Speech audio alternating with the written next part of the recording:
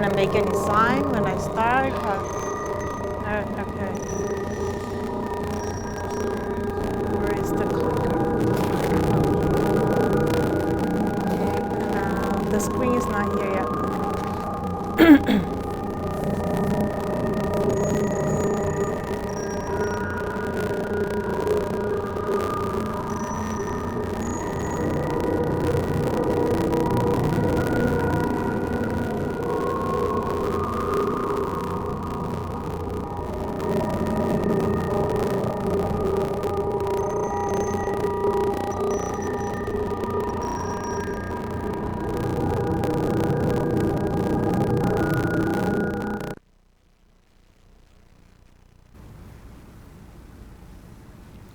Remove there is something on the screen. I don't think is the mic working? Yes, okay. Should I start now? All right, good evening, everybody. So we are beginning our meeting tonight. And before we go into our talk, we're gonna do a prayer. And I would like you to join me for this prayer. Let's take a deep breath in and out and say, thank you, Lord, for this day, for this night. Thank you for allowing that our work continues, although we don't have people present. But we have this marvelous technology that allow us to be connected, and we are very thankful for that. That we may use the means we have available to do good, to help people, to give them hope, and to bring the message of peace and love. Thank you very much once more, and so be it. And with this prayer, we start our talk tonight. We're going to be talking about the law of freedom. And it's interesting that I chose this topic, talking about freedom when we are in quarantine. But although we are inside our homes, some working, some not, we still have freedom. We have freedom of thought, of feelings, of actions, and sometimes reactions, because people react to things too. So before we begin talking specifically about the law of freedom, let's talk about the divine laws, because the law of freedom is a divine law. So natural law is God's law. It alone ensures the happiness of human beings. It shows them what they should or should not do, and that they only suffer when they deviate from it. So this is what is natural law. It's God's laws. And in God's laws, there are two types of laws. The physical laws, which are the physical laws which pertain to the realm of science that regulate the movement and relationships of matter. And then we have the moral laws. The moral laws, they relate to our relationship with ourselves, each other, and with God. It encompasses life of the body and the spirit. So it's important to make this distinction between the types of natural law, physical and moral. We are going to focus today on the moral laws and not on the physical laws, because the law of freedom is a moral law, and that's where we're going to focus on tonight. So what are the moral laws? So in the Spirit's book, it brings all of the moral laws. The law of adoration, the law of labor, reproduction, self-preservation, destruction, social law, law of progress, law of equality, law of freedom, which we're going to be talking about tonight, law of justice, love, and compassion. So all of these are moral laws. And if you want more details about each one of them, you can look in the Spirit's book. The law of freedom is chapter 10, and the other ones come a little before and a little after that chapter. So the law of freedom, which I said is in the chapter 10, has a few subtitles. The first one is natural freedom, then is slavery, freedom of thought, freedom of consciousness, free will, fatalism, foreknowledge, and theoretical explanation of the motive behind human action. So we're going to be talking about each one of these and explain a little bit what they mean. So, but what is freedom exactly? According to the dictionary, so freedom is the power or right to act, speak, or think as one wants without hindrance or restraint. It's also the absence of subjection to foreign domination or despotic government. And it's also the state of not being imprisoned or enslaved. So, to summarize all this, we can say that freedom is when we are not restrained by any means to anyone or to anything, right? So let's reflect a little bit about it. Not being restrained by anything or by anyone. So let's look at this reflection that Pope John Paul II wrote once. So he said, when freedom does not have a purpose, when it does not wish to know anything about the rule of law engraved in the hearts of men and women, when it does not listen to the voice of conscience, it turns against humanity and society. So, what does he mean by all that? We know that the search for freedom is innate of man, and it's as natural as the search for light. Although many of us do not know how to use it appropriately.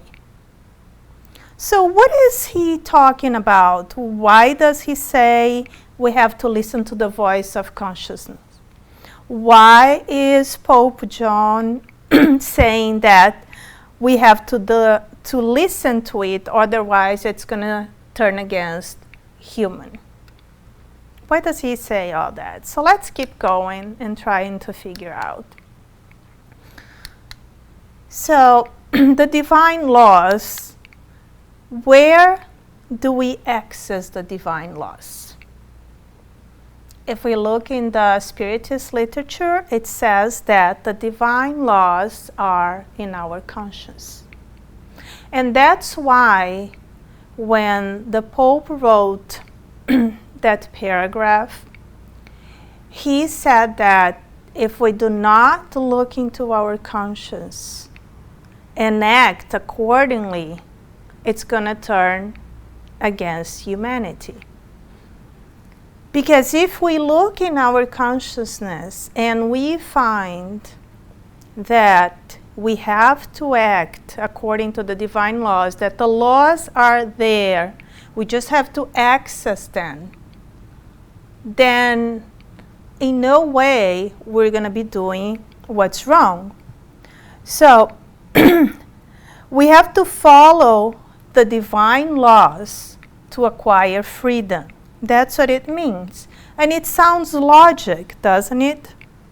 But it doesn't necessarily work that way.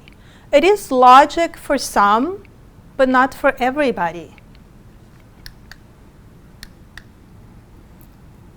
So, natural freedom and slavery. So let's talk about this first topic.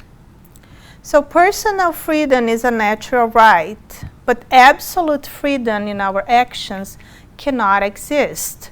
For we all need each other, and two or more people together always have reciprocal rights and duties to respect. And it says, the absolute subjection of one human being to another, slavery in whatever form, is contrary to natural law and will disappear with progress. Also, the more developed one's reason, the more responsible one is for such treatment of another. Abuse of position, skills, power, etc. by individuals, groups, and nations is never justified before God's law. So, in other words, if we summarize these two paragraphs, we're going to see that we can use a quote to summarize that. And that quote would be, "Your right to swing your fist ends where my face starts." That's how we would summarize these two, because nobody has the right to infringe the space of another person. So everyone should respect each other, no matter the religion, the race, or the culture that that person belongs to. When we enslave people, when we mistreat and abuse them, either physically, mentally, or psychologically, we are going against God's laws. So freedom in history, if throughout the times, people always fought for their freedom, because that's a natural search, like the search for light, as I said in the beginning. So we had, in the older times, we had the peasants that served their masters for a long time until they were free or they freed themselves. Then we saw in history, we saw slavery. Slavery was also another dark period in humanity, when we thought that black people were not good enough or were not even people. So we enslaved them, we worked them out, we mistreated them, we killed them. Until one day somebody came in different countries, different people, to free those people from slavery. And then we have women. Women at a certain point in history were considered inferior, and they didn't have the same rights as men. One of the rights that they did not have was the right to vote. And they fought for it, they went to the streets, and they got the right to vote.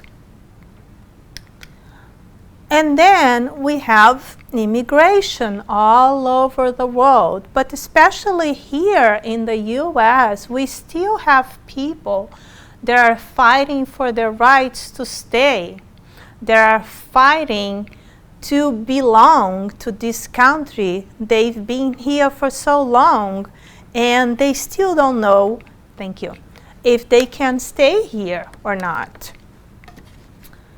And then we had people enslaved in India by the British. And Gandhi freed the people with no violence. So every one of these movements took a lot of courage and fight for their rights. And not everything was done without violence, which is not the best way to do so. But history is history, and we see throughout it that things don't always go as planned, because we are humans and we are full of flaws. So, and also nowadays we have the freedom of speech, which allows me to be here and talk to you about the law of freedom and talk to you about Spiritism. So that's one other goal that we achieved. But freedom is not debauchery. So what's the difference between freedom and debauchery? In freedom we have the power condition to act without compulsion. Freedom does not have any connotation with abuse. True freedom is born of understanding of the laws of life. And debauchery is what? Is extreme indulgence in bodily pleasures, and especially sexual pleasures, behavior involving sex, drugs, alcohol, etc., that is often considered immoral. So we see that to be free is not to do whatever I want and indulge myself in a lot of things that instead of bringing me, it will bring me pleasure, but it's going to be a temporary thing that later will cause me pain. So we have to distinguish between these two things. So once the spirit knows the truth, he learns to use his freedom wisely. So once the spirit knows the truth, he learns to use his freedom wisely. And he aligns his acts with the principles of respect for the freedom of others. So as I want people to respect my freedom, I have to be able to respect the freedom of others. Many say that they are free, but they are slaves of their vices. They are a slave of their passions. The one who searches truth studies, meditates, and frees himself of the transitory burdens that have no relevance in eternity. A person that is free has no vices and frees himself from the burdens that have no relevance to eternity.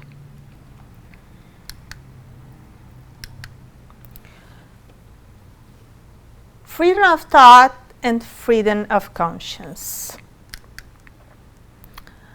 So it is only in thought that we can enjoy absolute liberty, which may be temporarily hindered but never annihilated.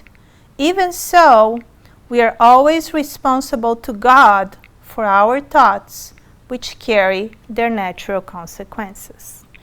So what does it mean? It means that thought is the only way where we enjoy total freedom.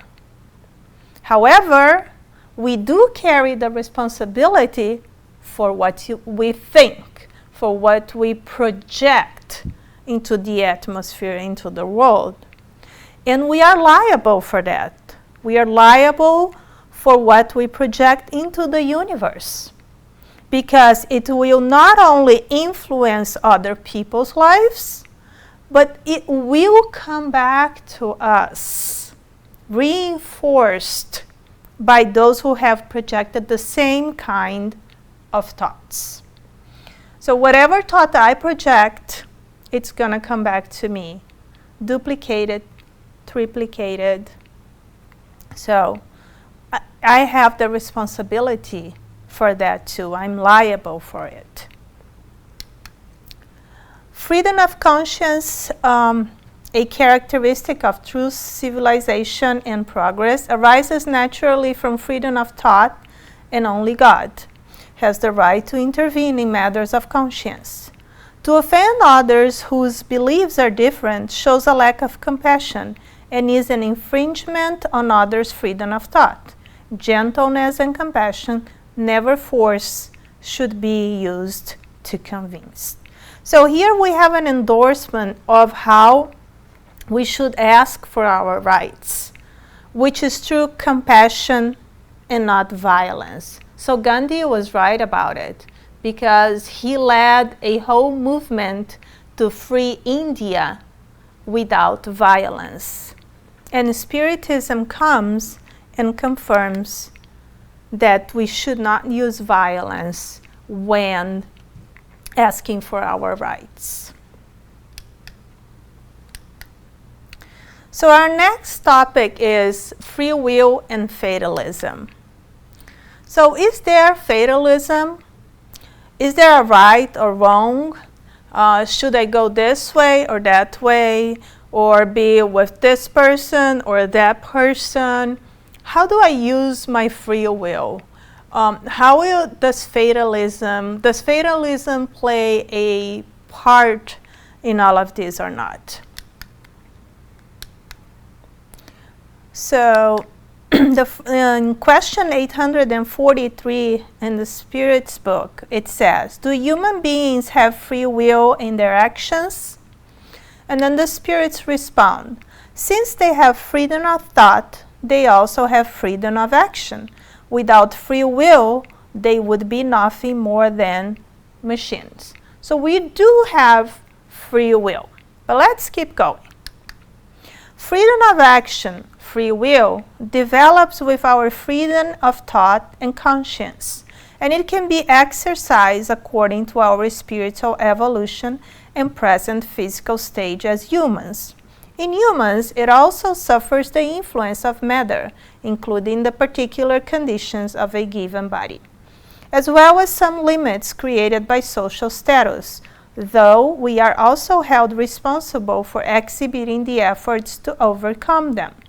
Voluntary deprivation of reason, example drunkenness and other self-induced conditions, are contrary to natural law. So, in all of this, it does say, yes, you do have free will. But it's not a total free will that we exercise on earth. We're still bounded by our past and our actions in the past. Without free will, there would be neither guilt in doing wrong nor merit in doing right. So that's how they explain it. In continuing that, in question 851, it says, is every event in our lives predestined? And if so, what becomes of free will? And then they respond, fatalism only exists based on the choice each spirit makes to undergo a trial.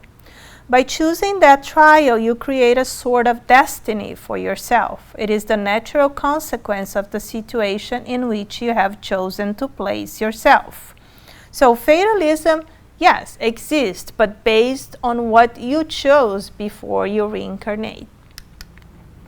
So there is no real fate as the term is commonly understood, with the exception of the time of birth, death, and specific life events including trials, both physical and ethical.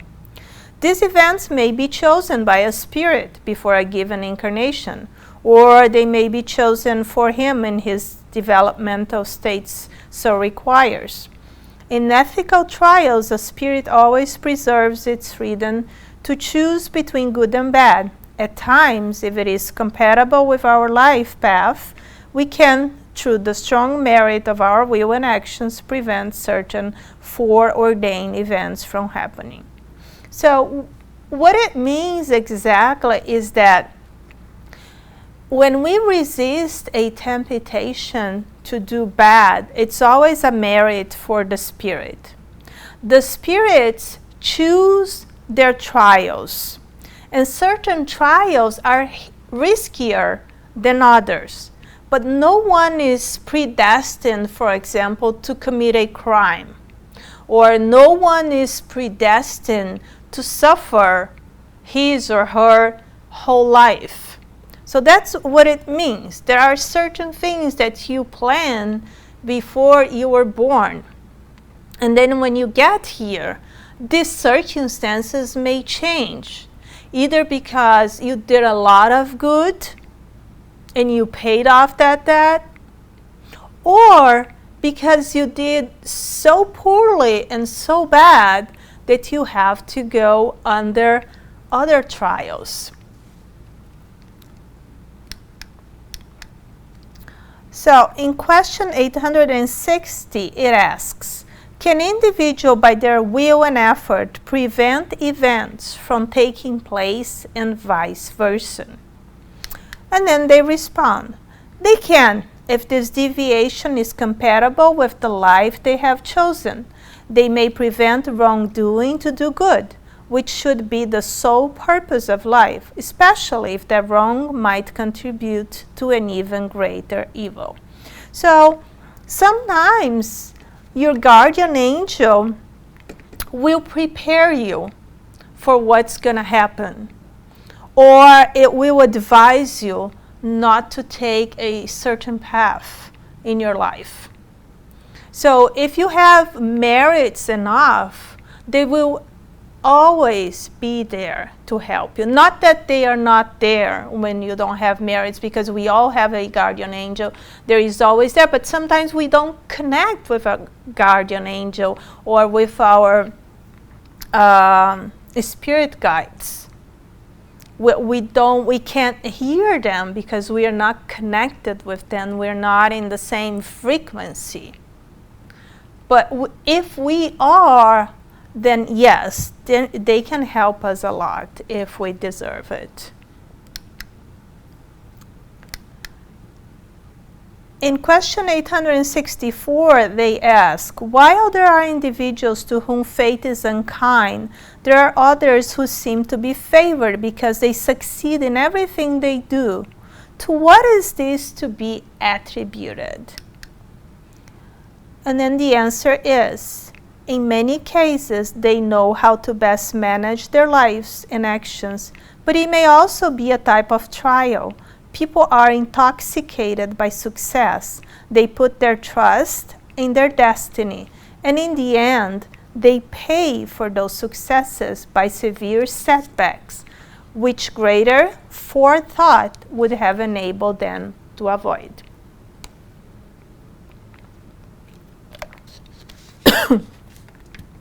So, a lot of people consider success in life when you can have whatever you want, when you can do whatever you want, when you feel that you are free to just act without really thinking. And this is not what Spiritism teaches us. This is not what freedom is. Freedom is a natural law, it's a moral law, and it requires responsibility. So in this case, a lot of people are considered successful, and sometimes you look at them and then you say, but that person doesn't even do any good. You know, how can he be so successful? How can he have all of these material possessions and I don't have anything? But then when you look at the answer that they bring us, and they say that sometimes it's a type of trial. So you may come into this life being able to acquire all of the material possessions that you need, but that's a trial for you to see how well you can do, or if you're going to go deeper into your vices. And like I said before, it's a merit for the spirit when the spirit can resist the temptation. So in Paul to Corinthians, he says, all things are lawful for me, but not all things are beneficial. All things are lawful for me, but I will not be dominated by anything. whole attempts to move people away from an attitude of, it's all about me, to a focus on the one who calls and saves them. So that's what he brings to us, you know. It's not everything about myself and what I can get and what I can have, but it's about who I am, what I do to improve myself. How do I use my freedom to do good? How do I use my freedom to evolve as a spirit that I am, incarnated in this body? In question 866, it asks, is the fate that seems to shape our material destinies a result of our free will? And then they answer, you yourself have chosen your trial. The more severe it is, and the better you bear it, the higher you are elevated. Those who spend their physical lives selfishly, enjoying wealth and happiness, are cowardly spirits who remain stationary. The number of those who are unfortunate is much greater in the world than those who are fortunate, because spirits generally choose the trial that will be most useful to them. They too clearly see the futility of your splendor and pleasures. Besides, the most fortunate life is always more or less troubled, if only by the absence of sorrow. So here again in this question, it continues telling us that everything that surrounds us, all of the material, the physical that we live in, it's not just for our pleasure. It's not just for us to accumulate things, but we have to use it wisely. We have, for example, money has a social purpose in the world. If I have lots of money, what can I do to help people?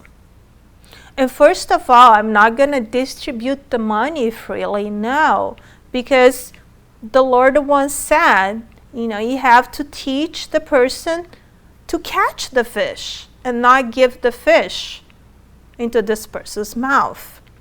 So what do? I mean, I have a company. I give employment to people. And I do not only give employment to people, but I treat these people fairly, because there are a lot of people that give employment, but they exploit people. They barely pay them. They have no rights. They have no vacation. They have no medical insurance. Is that the way it should be? Is that the way we should treat our brothers and sisters? So I have money, therefore I have to accumulate more. Is that how I use my freedom? Is that how I use my material possessions to continue enslaving people? We don't have slavery anymore, but still people are being used, mistreated. People are being abused, overworked, underpaid. So how do I use my freedom? That's what I have to question. How do I use the facilities and the material possessions that I was allowed to acquire in this world? How am I going to respond to all that when I discarnate and I have to face my own conscience?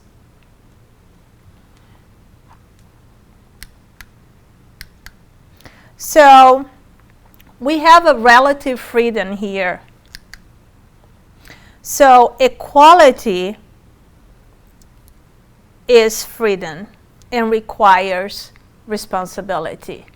We all want to be equal. We all want to have the same rights. But unfortunately, not all of us are in the same level of evolution. And not all of us think that freedom and equality walk together. We also have to have fraternity. And for all of this, we need social conditions that are fair for everybody and moral conditions. So do unto others as you would have them do unto you. That's how we have to use our freedom.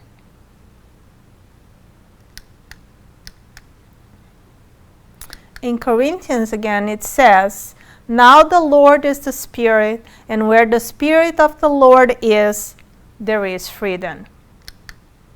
When we incorporate the laws in our lives, then we will be free. Because then we will be acting accordingly to the divine laws, which are the ones that govern the world. Either we want it, like it, or not. The more morally advanced we are, more freedom we have. And that's what certain people don't understand sometimes. They think that freedom is do whatever they want without responsibility, and it's not. You know, the more morally advanced I am, the more free I am, because I don't have this burden on my shoulders that I have to acquire this, or that I have to be like that, or that I have to prove anything to anyone. I do not have to. I don't have this burden because I have advanced. I am morally advanced. So, therefore, I'm free because I'm not going to mind what other people think about me or about what I do. I will live accordingly to the natural laws and to what Jesus Christ came here to teach us.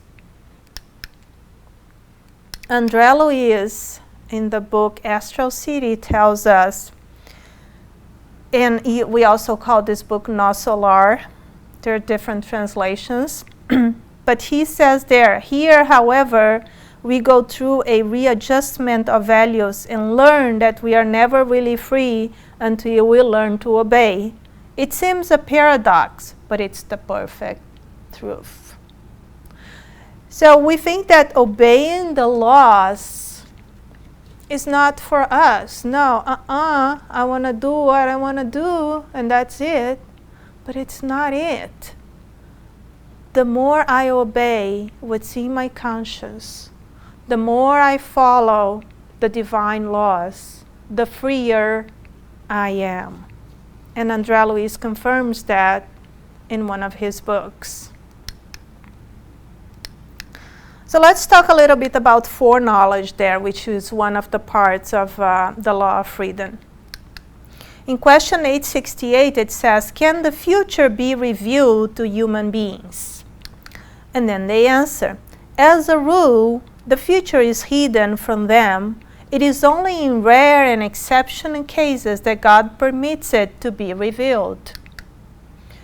Most often, the future is hidden from our knowledge to allow our freedom and ability to act in the present with initiative and to make our own choices.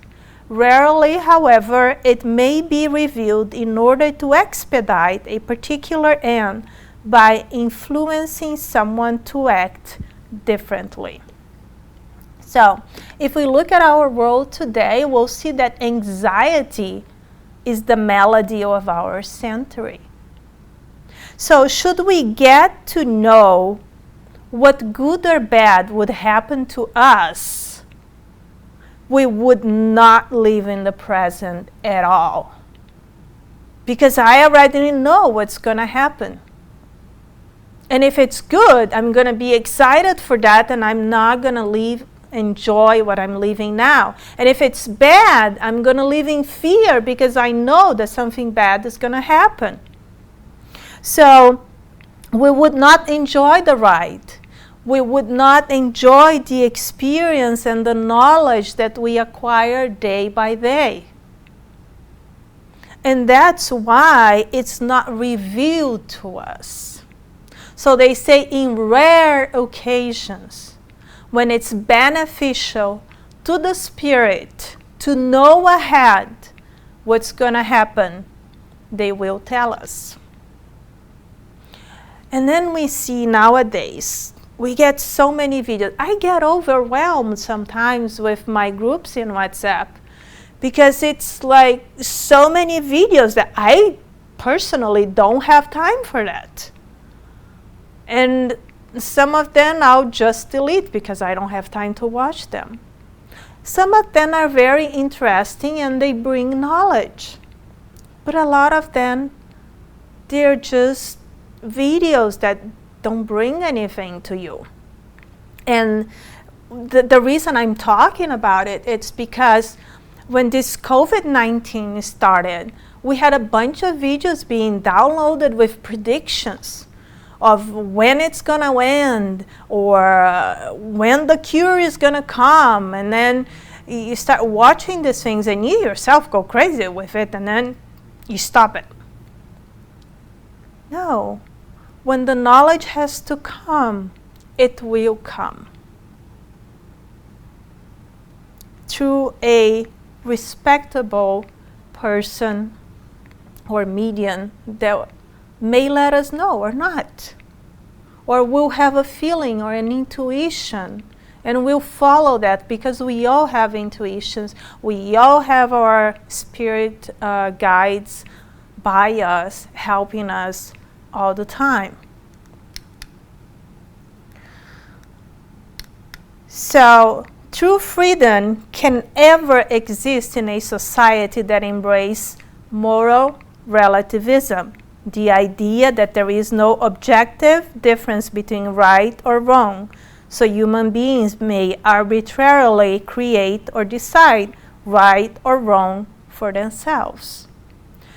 So, as long as we live with moral relativism, there is no real freedom.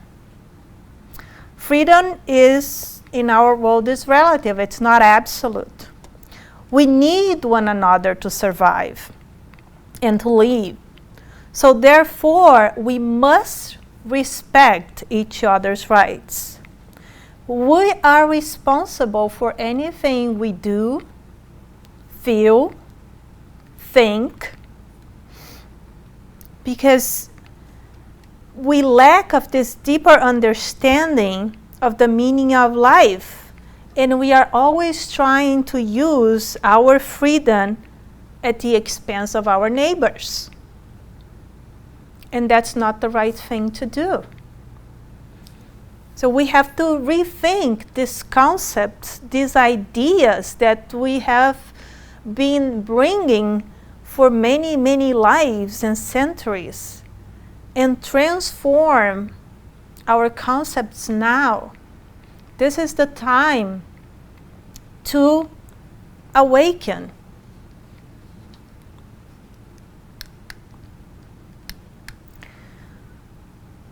So freedom and morality are directly proportional. Immorality takes humanity to tyranny, slavery, and chaos. As morality increases, freedom increases. As morality declines, freedom declines. And this is where we have to do. Follow our conscience, as John Pope said. And Leon Denis brings in his book Freedom and Renovation the following paragraph. Freedom is a key point for the development of the spirit. As he climbs the hill of evolution, he gains more awareness of himself and the laws of God, and discovers strengths and potentialities that he previously ignored, becoming freer. So this summarizes everything about freedom. This tells us that we have to keep working hard on freeing ourselves, but not being free in material terms, but in moral terms, using more morality and being aware of our actions, of our thoughts. That's how we acquire freedom. And, oops, I went too fast, I guess. Okay, Steve is fixing that. All right, thank you, Steve. All right. And thank you for our freedom. Thank you for your attention. And it's so weird to be here speaking with nobody in the audience, but I know that out there in the internet, people are watching. And I hope that I have brought some kind of knowledge with this study, and that we may all progress, and that we may all be free. And with this, we're going to close our meeting, thanking the Lord and the Spirit's guides of this house for us being here tonight, and ask that we all be safe, and we ask for the planet, that the good energies may surround our planet, eliminating all of the negativities and transmuting all this into light for everybody's life. So be it. Thank you.